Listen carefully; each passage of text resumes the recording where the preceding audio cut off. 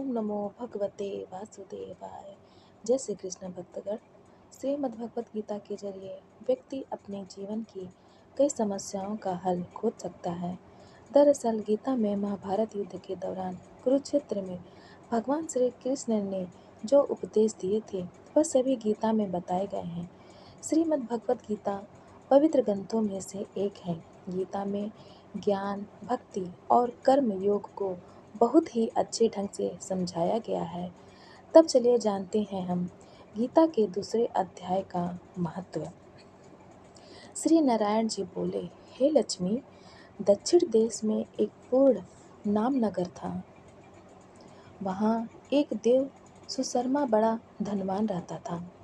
वह साधु सेवा करता था।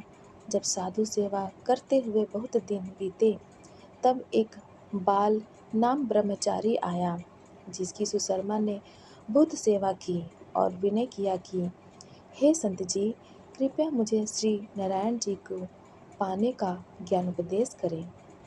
तब ब्रह्मा जी बोले, मैं तुझे गीता के दूसरे अध्याय का पाठ सुनाता हूँ।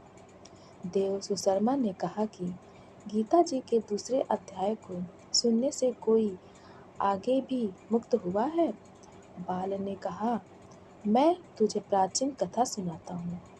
एक अयाली वन में बकरियां चराता था और मैं वहाँ भजन करता था।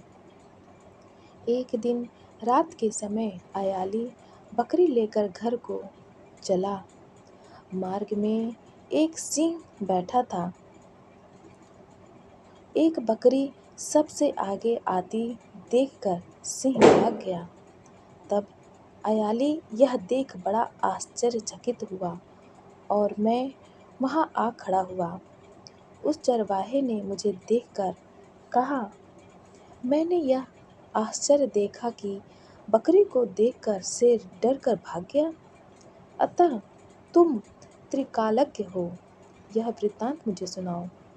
संत ने कहा, हे अयाली, मैं तुझे एक पिछली वार्ता सुनाता हूँ। यह बकरी पिछले जन्म में डायन थी।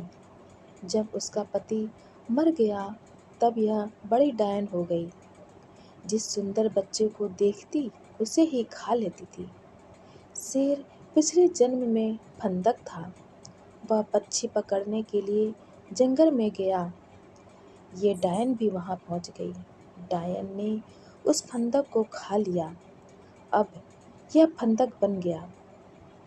इसलिए बकरी को देखकर उसे लगा कि वह अब भी मुझे खाने आ रही है। तब अयाली ने कहा कि मैं पिछले जन्म में क्या था? संत बोले, तू पिछले जन्म में चंडाल था। तब अयाली ने कहा कि हे ब्रह्मचारी, कोई ऐसा उपाय भी है जिसे कर हम तीनों इस अधम देह से छूटे? तब संत बोले, हम तुम तीनों का उद्धार करते हैं। एक बात सुनो। भयानक पर्वत की कंदरा में एक शिला थी। उसमें श्री गीता जी का दूसरा अध्याय लिखा हुआ था। मैंने उन अक्षरों को उस शिला पर देखा था। अब मैं तुम्हें मन, वचन और कर्म एकाग्र करके सुनाता हूँ। तुम श्रवण करें। संत ने जब गीता जी के अक्षर सुनाए तो उनको सुनते ही तुरंत आकाश से विमान आए और उन तीनों को विमानों पर बैठाकर बैकुंठ लेकर चले गए। श्रीमद् भगवत गीता के अगले अध्याय का महत्व जानने के लिए आप हमारे चैनल सनातन कथा संग्रह को लाइक करें, शेयर करें और सब्सक्राइब करें। धन्यवाद।